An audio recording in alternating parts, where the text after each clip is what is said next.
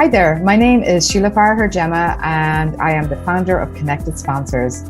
In the following podcast, I talk about sponsorship and how to find sponsors, how to manage them, and how to create those amazing strategic partnerships and win-win relationships with them so that keeps them coming back time after time again. If you want to hang out with me more, you can find me on my free Facebook page. It's called How to Find and Manage Sponsors. On there, we have like a very active community of people who are working on sponsorship and looking to have success with sponsorship. See you there. Bye now.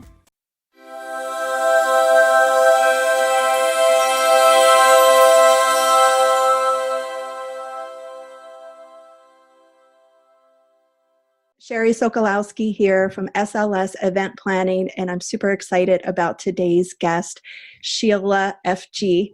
I will let her introduce her last name because I've known Sheila for, I want to say maybe close to 15 years now, and I can never say her last name right, but I will say that Sheila and I have known each other for a long time, and her and I, we call upon each other every once in a while because Sheila's expertise is something that is rare in the event industry, and that is sponsorships and vendors. And she's been working in that industry for a very long time. And I kind of lean on her as someone who, if I've got clients coming to me and they're saying, Sherry, do you know someone who can help me get sponsored? I'm like, yeah, Sheila is your person. You need to reach out to her because she knows that industry. She knows how to serve the sponsor. She knows how to serve the clients, and she knows how to connect those two relationships together in such a way that makes it a success for everyone involved. And a little bit of our conversation today is going to be really about not just sponsorships in regards to a live event venue setting that we're all have been used to, but what are we doing now since events are kind of shifting in a direction where a lot of people are doing virtual. And there's going to be a different kind of outlook on what live events are going to look like now that things are starting to open back up. You know, what does events look like post COVID-19, especially in regards to sponsorships? Because that's kind of been the struggle, really, where all of us have been in virtual events, is how can we maintain that sponsor relationship to give them the value? Because some of us that are watching this realize that with live events, you could charge tens of thousands of dollars for sponsorships in a live setting because you've had tens of thousands of people there for them to be in front of. Well, how does that look now? What is that expectation going to be on the sponsors end and the promoters end? And that's going to be a little bit of what we talk about today with Sheila. So Sheila, welcome. I'm so thrilled that you were able to spend some time with us today. Thank you. I'm thrilled to be here. This is awesome. I'm really glad that you're doing this for people because, there's a lot of information that's needed out there. So this is great that you're putting this series together. Thank you. Tell us a little bit about, first of all, tell us, how do you say your name properly? And a little bit about your background so that they know kind of where your expertise comes from in the sponsorship field. Absolutely. So my name is Sheila Farher-Gemma. The Farher is mine, and I picked up the Gemma from my husband, and he actually took my name as well, which is kind of funny. But yeah, pretty much everyone mispronounces it, so not a big deal. It doesn't bother me. But I've been in business for, probably about 20, 25 years now, and I've always kind of been the person who took care of the strategic side of the business. So I can't even speak. Strategic partnerships, joint ventures, that kind of stuff. And it kind of led its way into sponsorship. And one or two of the businesses I started to kind of dabble in bringing sponsors into our own events. And then a business partner I had at the time ended up going working, we both know her, ended up going working for a big digital marketing agency and needed help with sponsors. So I said, I'll just jump on board and help her out with that. And people started to see what I was doing. So kind of a business was launched that was never really planned. But I've loved it. It's been just a ton of fun. So, yeah. It's funny that you say that because right now a lot of people are probably experiencing that themselves, right? If they're trying to survive and thrive through COVID-19 crisis, where a lot of businesses have been forced to shut down, they're kind of pivoting, is the word a lot of people are saying right now, in a direction of, I'm not able to serve my community this way because it's kind of been placed on hold, just kind of like myself. I mean, I'm a strategic event planner for live events. So, what does that look like for me? Well, I'm kind of pivoting and working more towards the, just like you said, the strategic planning part of what clients should be doing in their business to stay really, truly out in front of their tribe and their people. So you doing what you have done for years, for decades in a strategic portion, all of a sudden what you did well and what you, kind of shine in, all of a sudden came an opportunity for you to do sponsorships and create a business doing that. And it's kind of funny how sometimes that works out. I had that kind of same story when I worked for Bill Glazer all those years. That's how we met, back in Exactly. days. Yeah. You were doing sponsorships and were a sponsor, at our GKIC events, and that's how come we knew. We met with your partner Deanna, and it was fun times back then. And I just naturally, once GKIC started falling apart, I was like, what am I going to do? So, lots of prayer and support from my husband. We're like, well, you shine in event planning. You got relationships like you've got relationships with sponsors and such. So let's try that. So, I'm glad you shared that with me because I didn't really know that's really how you fell into this. That's awesome. Yeah, it really is. I mean, it certainly wasn't something that was planned. I didn't sit down one day and say, let's write a business plan for, being a sponsor broker. I don't even really have a title, I guess. But it just happened, and it's continued to grow, and it's just it's definitely very interesting. And then I get to work with great people like you and all the other event planners out there, because I end up being like the event planner partner. Yeah. Because like, as you've seen in some events we've done together, Sherry, you're doing the event side of it, I'm doing the sponsor side of it, but it all has to kind of mesh together so that it's a good experience for everyone. It does. And that's another good point too, that kind of brings up a question for me is really a statement first and then a question back to you is that's what I love, being a solar event planner like myself, is the partnerships. I can do, like, people will call me up all the time and say, Sherry, can you help me out with sponsors? And I'm like, well, my expertise in the sponsorship field is the concierge part, helping them once they've come on board, because that's where a lot of people fall short as promoters. They fail to really, continue that relationship building once they're brought on board. And things like, because I saw this happening at a lot of events when I left GKIC, because we did it so well at GKIC. It's like, well, wait a minute, the sponsors need to know the agenda. They need to know when they're going to be getting traffic. They need to know how to ship stuff to the hotel, all of these things that need to happen. And so that's kind of where I like to help out my clients. But Right. Bringing them on, I always explain to them that it's either best to have an expert like yourself who knows the right questions to ask the promoter and the sponsors, because, the question back to you is, what do you feel is the most important top 3 things you would say that a promoter who's doing an event, whether it's virtual or live, and we'll talk about the differences here in a moment, when they need to start looking for sponsors? Because I would love to hear your side of it to see if it's any different than what I tell them. Right. I suspect we're probably going to be very similar, but to me, it's a partnership. It's not a check. So when you're bringing sponsors on, you really need to kind of think out, like, what's going to be in it for them? How can you support them? How can you make sure that this is like such an amazing event for them that it's just like a no-brainer? They're going to be back year after year after year. So you really kind of got to think about what it is that you're doing at your event, how the sponsor is going to fit into that. If they're a good fit or not. They may not be. There's some sponsors that just aren't going to be a good fit for your particular type of event. Mm-hmm. So you need to just kind of really look at that and curate like the best possible experience for your attendees, which means that they have in the sponsors that are in the sponsor hall or wherever they are, that they have what they need to grow their business and become better at what they're there to learn to start with. And then that the sponsors are just like an integral part of that. It's not just somebody who cut a check and now has a table to stand at, and you pretty much ignore them for the rest of the time. So it's just, really creating that symbiotic relationship so that it's everyone's winning, and it just becomes super easy then.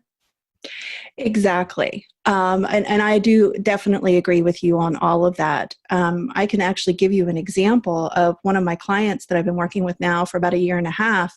They've been doing events successfully for 6 years.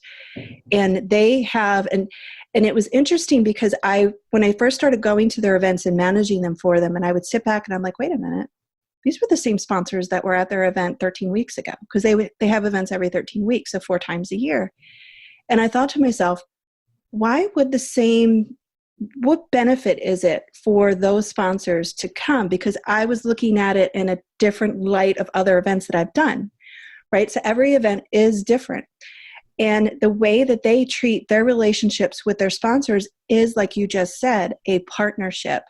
And he even talked about this because they're doing virtual right now because they can't do live. And he even talked about this on the virtual. He said, look, I'm not a service company. That's not what you hire me for. You hire me to be a coach to help you implement marketing within your business. The service part of what I teach you is held and connected through my partnerships with my sponsors. So he talks about that. And what happens is like you said, he brings the sponsors in. Of course, they do, I don't know what their relationship is. I don't know if there's revenue share or what have you, or what fees they pay. That's between those two. But they bring in that partnership that he is, number one, endorsing, right?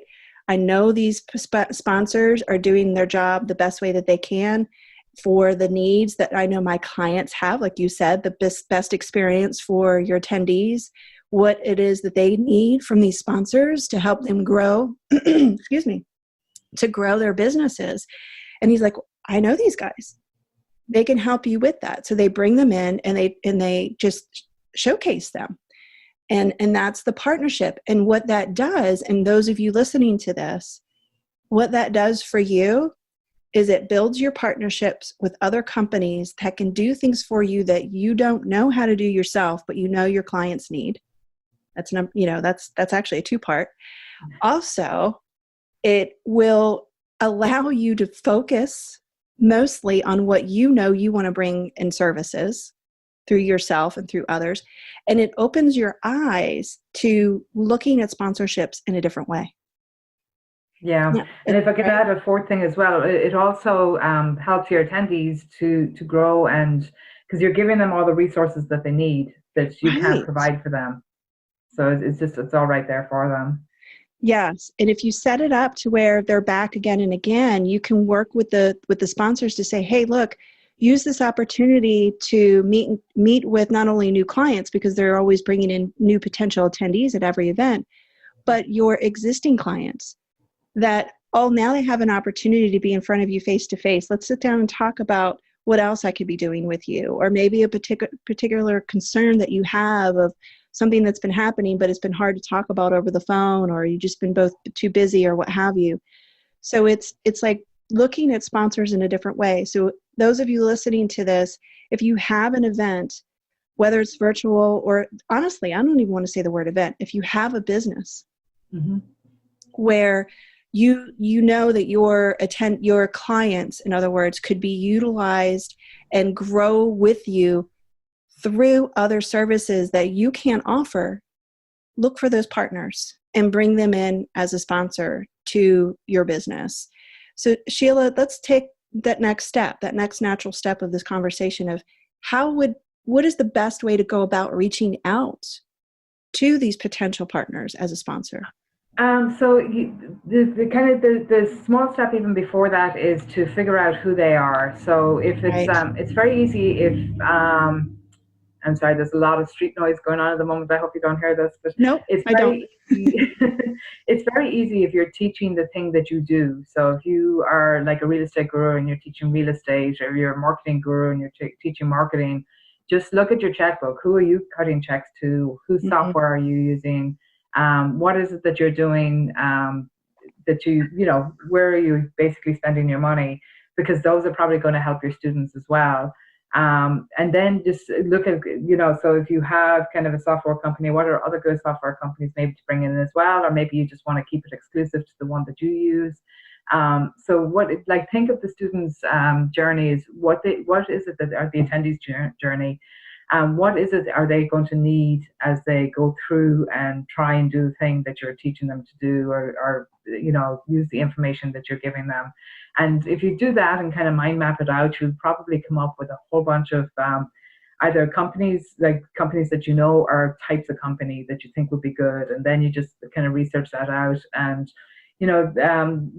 basically what the sponsor is buying by buying into your event is they're buying access to your people. So that's what you have to sell. So it's not a booth, it's not a banner here and this and that and the other. It's like you're going to have access to 200, 500, 1,000, 10,000, whatever, real estate investors or chiropractors or whatever the person is, and this is what they need, this is what they do, this is and you can go real deep as well. Like these are my people, I know them. This is how you communicate with them. They don't want like this big long-winded email. They want 3 bullets, or they want the big long-winded email because they want to read through it all. And just really kind of set your sponsor up for success. It's almost like you're going to coach them, Right. to talk to your people the way that that they want to be talked to. Because they're coming in blind. They're just coming into like 300 attendees or whatever the number is.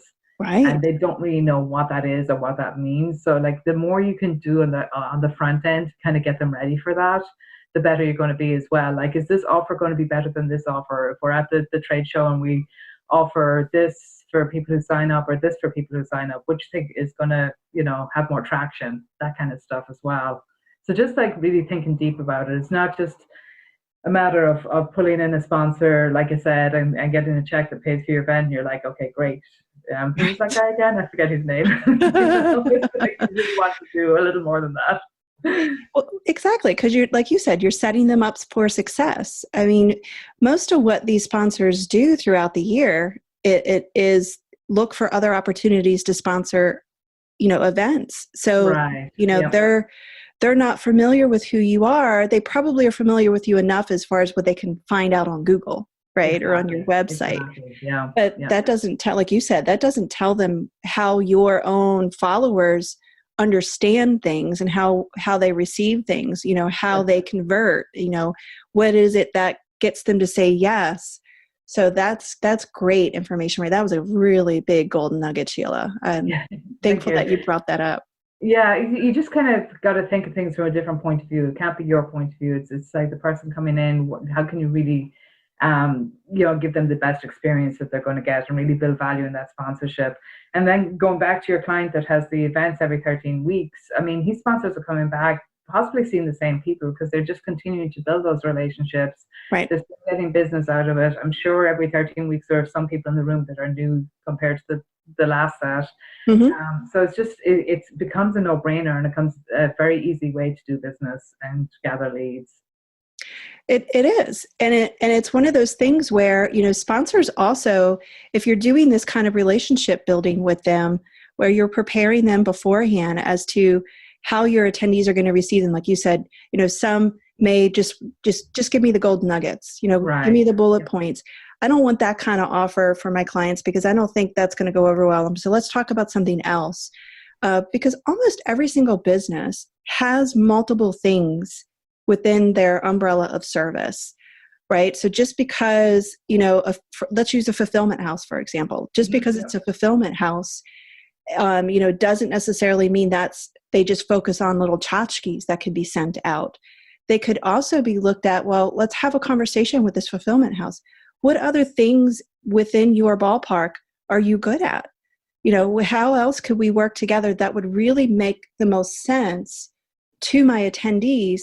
And by having that kind of conversation with them also opens up the door for you to have more than just one kind of fulfillment house as a sponsor, right? Because exactly. You and I have crossed paths at so many big events over the years where I'm looking and I'm like, wow, there's so many of the same kind of vendor here. How do you choose? But if you were the promoter and you work with them and say, what is your specialty? What's going to set you apart from just teaching, like you said, coaching, just like they do with their own attendees? What is it that you do that can set you apart from all the other fulfillment houses so that we can focus that within the marketing of getting people to come see you? So I think that's, that is just, I don't know if you guys heard that. If not, you need to go back, rewind, and listen to what Sheila just talked about, because I think that is what is highly, highly missed, because a lot of times what promoters do, and I'm not necessarily saying it's wrong, but they'll hire someone on a commission base to go after sponsors, and they'll say, look, just get me a sponsor that makes sense. This is the kind of services that my clients are looking for. So go out and get me those. And then because they don't have the time to deal with it. So they'll hire someone and they'll go out and they'll look for those. But what that person is doing is they're just looking for that service that you asked them to look for. They're not helping them through the process most of the time. That person working on commission doesn't necessarily know your attendees like you know them. So if you're that kind of promoter where you're looking for someone to hire, I want Sheila to talk a little bit about this too. Don't just, look at this as making sure the sponsors need to know, but who is it that's going to go after the sponsors for you? You need to make sure they need to know this too, right? So Sheila, talk a little bit about that, because that's what you do for a lot of people, correct? Yeah, exactly. So you want someone that isn't just selling kind of like a product that's, box A. That's, again, you want somebody who can kind of think about it, who can think on their feet and figure out ways that that are going to work. So they're more creative in how they think. So it's a lot of conversations. Like when I bring on a promoter, it's a long conversation in the beginning. It's like, asking a lot of questions that sometimes they don't have the answer to yet. It's, what is it that they're looking to get out of this? What do they use themselves? What is best for their students? And because we don't just want to have bodies there in booths. It's just not going to do it. Right. So to really kind of focus in on that again, and just spend a little bit more time with it. And like I say, you can do all this work up front, and then it's just going to repeat itself over and over again. It's a lot of times at events, towards the end of the event, I'll sell into the next year's event or the next, 13-week event or wherever it is. Right. And it's a total no-brainer. People are just like, yeah, we just had a great time here. We were treated well. We were respected. It's a total no-brainer, and it becomes part of their business year in, year out as well. So just kind of putting a little bit of thought behind it and figuring out who it is that you want there, who your partners are going to be, and then just like over deliver on what you're giving them as well, so that they're just like blown away by the whole thing. Yeah, I couldn't agree more. And I think too that just like anything, you have to treat sponsorships as part of your business. It's not just something that you're going to add to try and gain more revenue. Yes, it is something else that you can add to gain more revenue. But like you said, Sheila, in order for that partnership to work time and time again, so that they want to come back to the next one because of everything you just said and then some, you have to put a little bit of effort into that partnership and make sure it's a win-win all the way around. When I first started SLS over 8 years ago, I dabbed a little bit into trying to be that sponsor, concierge type of service. Yep. And I reached out to all the sponsors over the years that I knew and worked with GKSC. Now, I didn't do the sponsorships at GKSC. Other people within did. All I did was help with the relationships on site to make sure that they were good. You remember I would walk around and say, hey, Sheila, hey, Deanna, how you guys doing? You need anything? You good? Yeah. That was just, that's just what I like to do. So looking at it from a logistics standpoint, I wanted to make sure that now that I, as an independent planner, was getting out there, that people understood the importance of everything that you just said. It's the relationship building. It's the partnership. It's not just about the check. It's not just about that additional revenue that can be brought to. It's about all the extra additional revenue that can be brought after for you, the attendees who are getting the benefit, and the sponsor. It's a team effort. It's got to be not just a win-win, but a win-win-win. Yeah. And it takes precision, right? Exactly. I mean, a lot of times, somebody will find me and I'll have kind of an introductory call with a promoter, and you can kind of tell right off the bat. Like, I mean, sometimes the question is, well, how much do you think you can bring in sponsorship? Right. Hang on a minute. It's like, if that is just the focus, if it's just about money, I want nothing to do with that, because it's just going to be a disaster from start to finish, Yeah. So it just, and sometimes you need to coach them a little bit about that as well. And then they'll be like, oh, I never thought of it like that. But it really is, it's more than just kind of a one-shot deal. And if somebody is thinking in terms of a one-shot deal and in terms of just cashing that check so that they can pay for their food and beverage or for whatever else, their AV or whatever else, the bill is coming in at the moment, it doesn't work out as well. It doesn't. And like you said, you have to have that, right? Maybe a little bit of coaching. And that's kind of what I do too with my clients, where they, especially a lot of people who haven't done an event before, or they've done them and they just haven't been successful, are those that kind of reach out to me the most, because that's kind of where I shine a little bit and I have the most fun with. And they'll ask me, hey, I want to have an event. Where do I start? What's the budget? What's it? I'm like, whoa, hold up.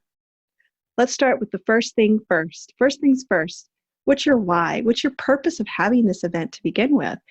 And that kind of goes back with the sponsors, right? Like you said, when you have that introductory call and the first question they ask you is, how much money can I get out of this? No, the question should be, what kind of value and service can I get out of this for my clients? If they think that mindset, then everything else is going to be just roses. It's things are going to flow better because the mindset for it and the purpose of it is better. Yep. And again, tying sponsorships to events itself, that's what I try to teach clients too, strategically. And that's where your strategic play comes in too. It's like, it's not just a one and done thing, right? That one event that you put all that energy and effort into, if you do it strategically, properly, and plan it well, then it's going to tie into your business over and over and over and over again. And the same thing with the sponsors. If you treat them, and the sponsors aren't used to it either. I mean, a lot of sponsors show up at they're told you're in booth 264. It's down there on the left. Here's your book of what's going to happen, and thanks, good luck, and that's it, and it's just a different experience. So it really is important to just kind of create that experience that makes sense for them. Exactly, because what's going to happen if they have that outrageous kind of experience in a good way with you, because you've not really gone out of your way, but you've given them a better experience that they normally have received. They are going to then not only want to renew with you again, but they're going to start talking about you in a good way. Exactly. Right? Yep. They're going to tell people, other vendors, hey, are you looking for another spot? I know who you need to call. You need to call Sheila, because she knows how to get you in front of her. Traveling packs, because they see each other at all these different events, and they're talking about like what's good and what's bad, and what worked for them, what didn't. And like I've literally had someone call me up that I'm talking to about coming in just to sponsor an event, and they're like, well, yeah, I definitely do it, but I also have these 4 other companies that would be interested as well. I'm like, oh, cool. Okay. You insist. Well, thank you. My job so much easier. But it's like, I mean, they do talk to each other, and where there's value there, they will just come back every time. It just makes perfect sense that they would. Exactly. So again, people, listen. Experience matters. It takes just one bad thing to have a downhill effect. So if you don't, I saw this, I won't say what the event was, but I'm walking through, it was a reception happening, and there was tons of sponsors. And I was there, I was one of the managers of the event. And I'm walking through and I'm like, there's nobody at the booth. All these people are here walking around because it's the networking reception with the sponsors, and there's nobody at the booth. What's going on? Right? And then I've got people walking up to me and saying, hey, I want to go talk to so-and-so, but there's nobody here. Do you know where they are? And I'm like, no. So, I reach out to my sources and I text them. I finally get a hold of who I need to get a hold of. And they're like, oh, Sherry, I didn't know that there was going to be a reception tonight for us. We're already off premises. We can't get there. And I'm like, dude, you're losing out. Now, those of you listening may be saying, well, that's up to the sponsor. They should know. They should have an agenda. And like, but they didn't know. Yeah. And I don't want to, there's blame to go everywhere, right? It's not, you just don't want to point fingers as it's just the promoter's fault. But the truth of the matter was the sponsor wasn't told. And then when I went back to the person who was supposed to tell them, like, did you not tell them that there was a sponsor? The look on that person's face was like, oh, I didn't know I should. I thought they would. Well, you can't assume. You know what assume, right? What assume means. I don't need to say it. But it's like, don't assume that your sponsors know what they need to know to be successful at your event. You need to give them all the information they need to know. Make that experience the best possible experience they can have, because if they don't, here's what's going to happen. They're not going to want to renew. Your attendees are going to say, people weren't there at the booth, and what they were selling or what they were offering didn't make sense to me. And they're going to talk negatively about their experience. Yeah. All And because the attendees are probably going to think they just couldn't be bothered showing up, which is even worse. Exactly. You know. Yes. It's a completely whole negative thing, because I felt so bad for these sponsors that weren't there, because the attendees are looking around saying, well, I don't want to do business with them. So it just was a negative thing that did not need to be there. So, take that extra time, and it's not that, like you said, it's not that difficult. It's a little bit of work up front. Yeah. To get them all the honestly, information. you can automate it. Like, I mean, you can automate a series Right. of emails that are going out, 6 weeks prior to the event with agendas, and this is what you need to know. And when you get to the hotel, this is where you need to pick up your packages. Exactly. And you can do all of that pretty easily. Yep. Just takes a little bit of thought and just organization to get it done. But also, like, I always try and get there the night before when they're setting up, so the night before the event. And set up, even like, definitely get around and speak to everyone, but even if we can set up like a little reception or a dinner or something for them. So here are your fellow sponsors. Let's all go out and grab a bite to eat, and then they get to know each other. It just creates like, and I actually got that from GKSC. We did it at our events for years after GKSC. Remember, they used to have that thing with Dan, and they'd pass the mic around and everyone got to introduce themselves, and you saw who was at the event, and it just set the event up so much better than any other events you go to, that like you get the first night, you're just kind of in your hotel room because you don't know anyone, and then you go into a room full of strangers the next day. And so just like things like that, just again putting in some thought into it from their perspective, to see how can we make them most comfortable, how can we get them so that the first day of the event they know everyone in the sponsor hall. They maybe even have met some of the attendees, and they're just like rock and rolling, Absolutely, because as you're marketing your event, you're always trying to put, at least you should be, you're always trying to put your mind as, what would the attendee like to see? Mm-hmm. So do the same thing with your sponsors. If I was a sponsor of this event, what would I like to see? What would I like to have so that I can be as successful at this as possible? You cannot look at it in a way of, I went to them, I told them about the event, I told them about the attendees, told them about the different sponsorship opportunities. They chose it, now it's on them. No, it's not. It's your event. Yeah. Yeah. I want to shift a little bit and talk about what we're all experiencing right now. The fact that live events, unfortunately, have been kind of put on hold due to COVID-19. And we all know that live events are not going anywhere, but they will be different. Things are going to be looking different post-COVID-19. None of us truly know exactly what they're going to look like. We can all hope and pray that it's not going to be that big of a difference. We can all try to guess and plan for it. And we'll talk about that here in a minute, about what you and I think together as, for sponsors, what that looks like. But right now, virtually, that's where a lot of people are kind of shifting, is to the virtual experience, still trying to stay out in front of their industry virtually through, Zoom calls or any other kind of platform that they're doing to do virtual conferences or summits, challenges, you name it. What could you talk about in your experience of what you've been doing with sponsors now virtually, so that people can kind of understand that there are opportunities out there? Yeah, so it's all about getting really creative, because you need to be able to still give them that access. So they're not going to be standing at your event where they can, shake hands with people and meet them and sit down and talk with them and stuff like that. So how can we create that in a virtual environment? So there's a few things we can do. Like, there's a lot of different softwares out there, and I know that you're kind of teaching on software in other places on this series, but there's ways to kind of set up meeting rooms. You can set up appointments where they can meet with people. They can ask questions. They can have their, the students can have their questions answered. You can do demos.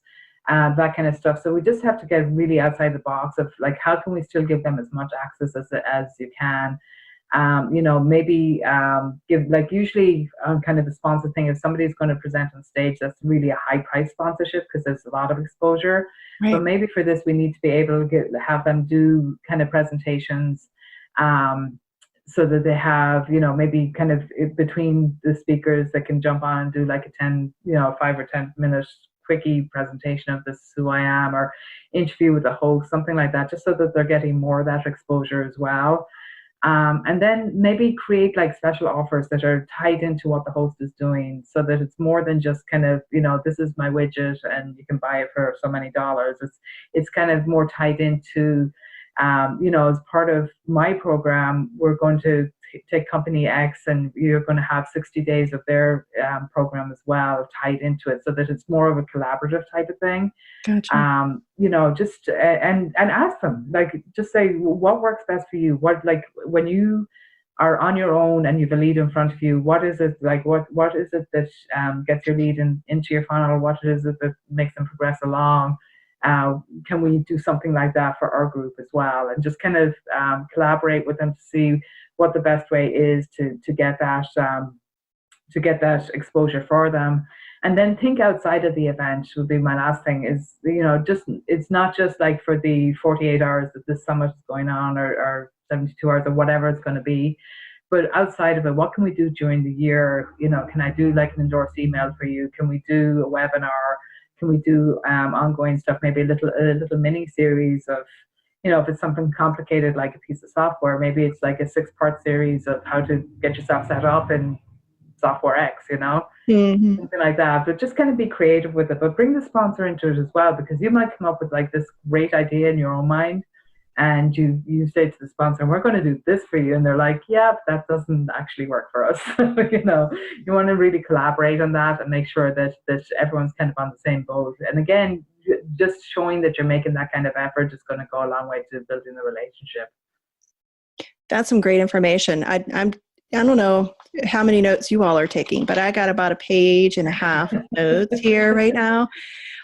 This is all really, really good information. And some of this, when you think about it, and that's the really cool thing about the relationships in the entrepreneurial industry, is that every single one of us, we have our own specialty in what we're doing, and it allows us to think outside the box in a way that you wouldn't have. Right. So what I mean by that is those of you listening to this right now that have had sponsorships in the past, and now you're having to look at it in a whole different way, and you don't know which way to look at it, reach out to Sheila. She knows her stuff. She knows what she's been doing. And not only that, but if you remember how she introduced herself as a strategic planning person, in the marketing industry, that's where she kind of started in business. And then she shifted to sponsors. And she's really, people seek her out for that. And because she's able to think through it strategically, she looks at it in a way that builds partnerships. So it's not about just seeking the money for that one and done thing. It's about building partnerships and relationships that will last, that is even better than just finding that one sponsor for $5 or $10 or $20,000. I mean, you're building relationships where it's a benefit for your company. So you need to look at sponsorships as just another extension of your business and look at them as a partner. So that's really great information, because, as a strategic planner myself in events, as I'm writing this, there's lots of light bulbs going off in my head, is, treating the sponsors, like you said, as almost a relationship that you do with speakers in the past. Yeah. Right. But so, and I've seen this too, and you gave the answer to this question. You may have a situation where that sponsor isn't really good as a speaker to be able to talk on their own or present on their own, but they're super smart. Well, you gave that answer. Do an interview with them, Right. So as the host, you just bring them on and talk just like this naturally and say, Sheila, tell me a little bit about what you do. What are your services like? And then kind of lead them through it. Because, just because they can't speak as a speaker well from a platform, no matter if it's virtual or live, doesn't mean that they don't have something to offer. So that's really, really good information there. And I think the other natural question that would come up with this is, how do you price something like this? I mean, we have to be realistic in knowing that it's going to be different than it would be live, right? Yeah, it's definitely going to be different than it will be live. I think you have to figure out like how you can build value in it. Um, Come up with price. The pricing is probably going to be less than what it is live. I always like to try and build in pricing that it's based, it's based on value and it's based on results. So, I've had situations where a sponsor's come in and paid whatever they paid to sponsor something, and they're not happy at the end of the day. It's like you still want to take care of them and say, okay, so you didn't, what you thought was going to happen didn't happen. And I'm always very realistic about the number of people coming in and where they think they're going to be. But there's really no harm in like giving an additional webinar or an endorsed email or something like that, just to make them happy. And I actually kind of thought of something that you had mentioned earlier that I just wanted to circle back on. But you were saying, if a sponsor is treated badly, it's not good. If Right. you all along the way like treat them very well, there's going to be a point where you do mess up. And when you do, if you have that like prior relationship of I always take care of you, they'll be like, yeah, I know it's a mess up, but we'll figure it out. So they're not angry. They're just like, can we sort this out? And you do. So it's just, again, really kind of, really want to collaborate with them. You really want to figure out what it is that's going to work best for them and brainstorm it together and then just make it happen. Exactly. And they may, as talking to the promoters here for a moment, you may not have the ability to think about some options that you could offer to them as value, but the sponsor might have thought of it. They may be able to come to you and say, look, I would love to participate as a sponsor in your virtual summit coming up. And you may say, well, I don't know how to make that happen for you. Just ask the question, what do you think? What would you like to see out of this? And some sponsors may be a little crazy with what they ask, of course. But that's okay. It's a starting point, right? Well, you might not be able to give them an hour worth of a presentation, but I could probably give you an opportunity to talk with them in a 10-minute break or, something like that. But it's a partnership. Like you said, you just have to collaborate with them and find out, again, just go back to what we were saying earlier. Think about the win-win-win, right? The win for the sponsor, the win for you as a promoter, and the win for the attendees. You have to remember that a lot of times people forget that that's the whole reason really why they're there, right? Right, exactly. It's not the experience between the sponsor the one I'm talking about specifically. It's not about the experience between the sponsor and the attendees relationship. It's about the attendees experience with the sponsors. That's different. Yeah. And what I mean by that, and I'd like to talk a little bit about that because it'll lead to our next natural question. The experience that I'm talking about with the attendees and the sponsors is giving them the opportunity throughout the event to network with the sponsors. I mean, if you put this out there, like if you're having with your virtual event, if you have sponsors, but they don't have an opportunity to kind of chat with them, like we talked about this a little bit, you can set up rooms and demos and opportunities for them to talk and to meet, even if it's after the virtual event. You've got to open that door. And the same thing at a live event. If you have all these people there, but there's not enough time for the people to get in front of them, then it's a lose-lose. The attendees don't have an opportunity. They have to decide, I want to be in on this session, but I also want to talk to Sheila at her booth. How am I going to do both if I'm not given the opportunity to do so? So can you talk with us a little bit about what you've seen work successfully in the past that was a win-win for those two? Yeah. So, I mean, fundamentally, and we talked about this earlier, is, the sponsor needs to have the agenda, know when the breaks are, about when the breaks are. They're never when Never they're the same. supposed to be. but to have that so they have their staff at the booth ready, and that, it's going to be at 11 o'clock, it's going to get real busy here. By 11:20, they're all going to disappear again. And that's when you should think about having lunch, because by 1 o'clock, they're coming out again. And, so giving them that. A lot of times, if space provided, I try and set up maybe a little seating area close to where the sponsorships are, so that you can walk away from the booth and sit down with somebody if it's a conversation that you want to have. Going back to coaching again, you can kind of set up the sponsor, like the people working the booth, set them up to have kind of someone out front who's just kind of filtering through the people coming to the booth, whether they're, legit and a good prospect, or maybe they're just kind of there for the free candy. And then having your more salesperson kind of towards the back of the booth, that you can just filter the people into him that you think are going to be legit. There's a lot of kind of strategic things you can do about that, around that as well. But just kind of the whole positioning of everything to just make sure that you're really, because it comes fast and heavy, and then there's like nothing. It's feast and famine. Right. So, you've an empty hallway for like 2 hours, and then all of a sudden there's 1,000 people there, and then they just disappear again. So Exactly. just to really kind of figure that piece out. And then just try and set up appointments with them. You don't really want to be pulling them from the event, but at the same time, if they're really interested in what you do, try and do it in the downtime, or set up the appointments for the week after. And, a lot of times as well, the person who is sponsoring the event isn't the person working in the booth. So you want to make sure that you have some really good people working your booth. I've seen people, and they're literally... Mm-hmm. Sorry, you don't see the phone. Yeah, exactly. Sitting on their computer, eating food, which just really irritates me at the booth. And it's just unappealing. You just don't want to go over and disturb them.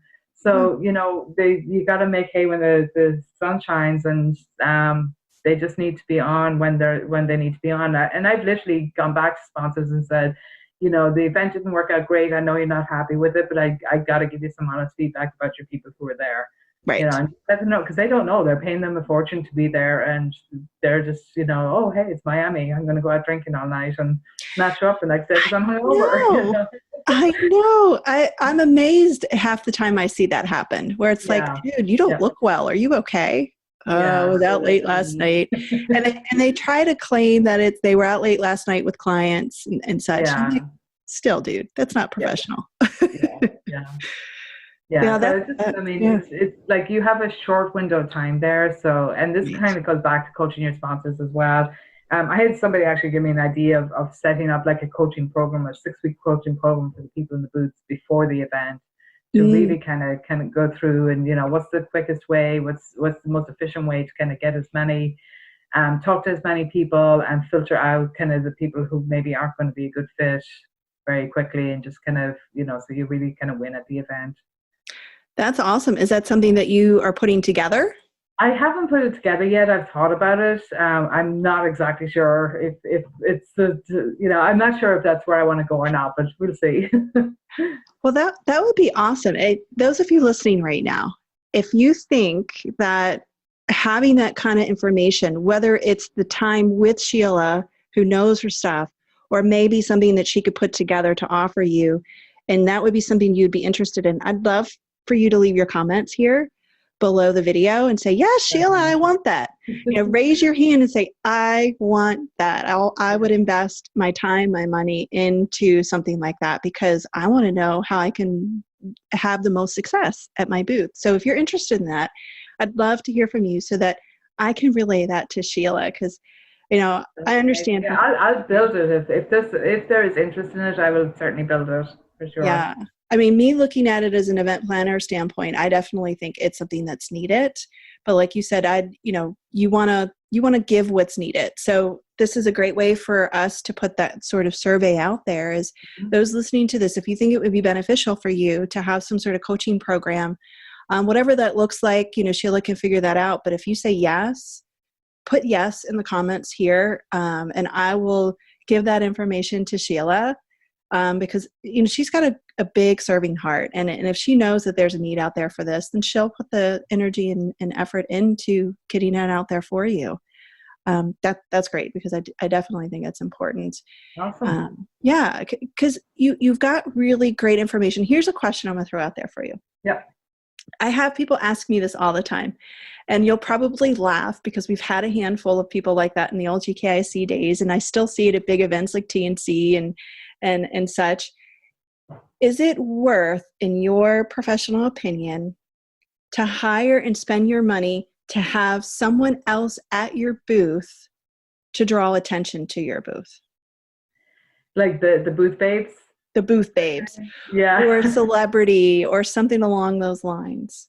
Yeah, I think it might be worth it to kind of draw attention a little bit. I think ultimately, though, you're drawing attention for the wrong reason. So Exactly. then you have to convert them over to actually, I have this like really complicated software that, it's very boring, but I'm glad that you're over here now. I'm going to tell you about it. Exactly. So I think really the call to action from afar, so like on a big poster or something, has to be the problem that you're experiencing right now, and you're like, oh my gosh, that's the solution.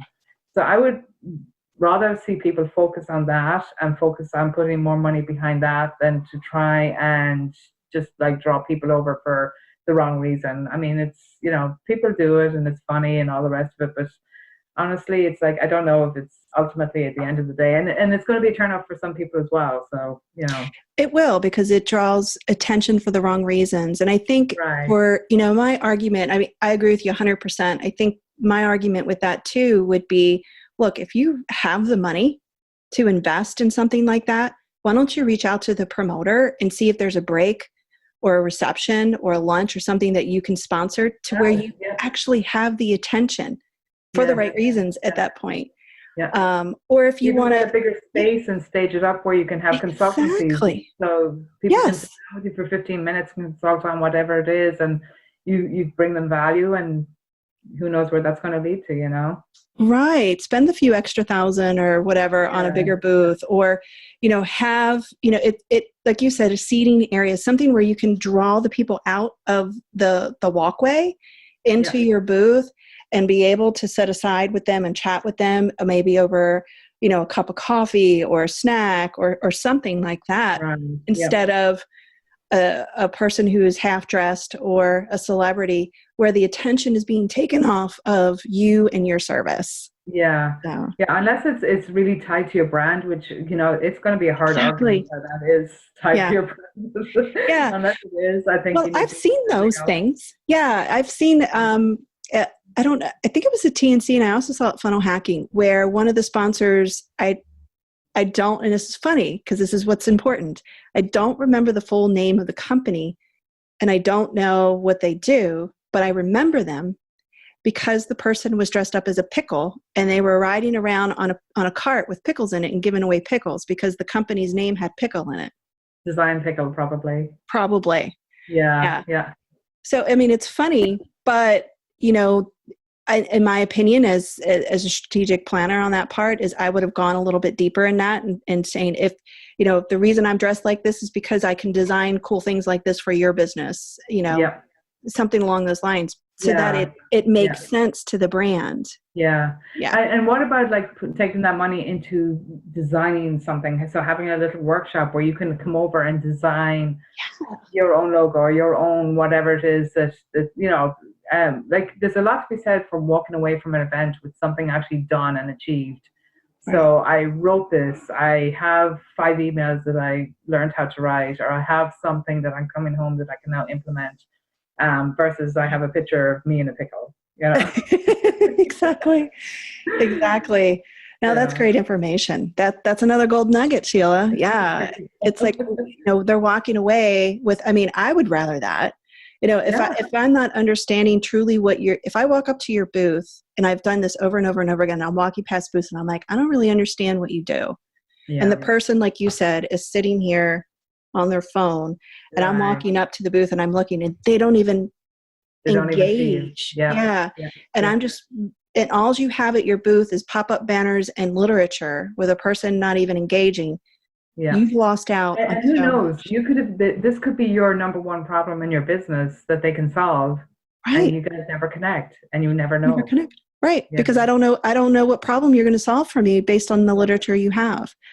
I mean, this is all great information, and I think what I would love to do, because I know we're starting to run out of time here, I don't want to take advantage of your time, is I think if it's okay by you, I would love to have you back again and talk quite a bit more in depth about about that? Because I would love to, yeah. And yeah, if you want to put it out in a survey as well, because it was hard. This was great, but it was broad, so it yes, was hard to kind of like, and we kind of went down a couple of rabbit holes, which I'm glad we did. But it was yeah. hard to do that. Like I would love to go into detail on certain things if people are looking for that, and I'm all about the 4-step process and do this, then this, then this. So I would love to do that for your audience.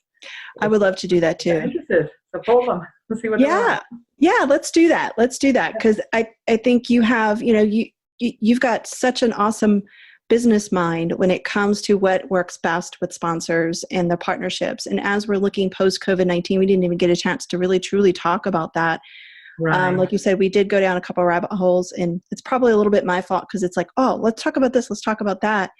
I think it's beneficial though, and I think your Yeah. listeners are going to be happy with where we went. So. I think so too, because it kind of, like you said, it was a really broad range of many different areas that we touched a little bit on, the beginner portion, the people who've been doing it for a while, or those that, they don't know what to do now.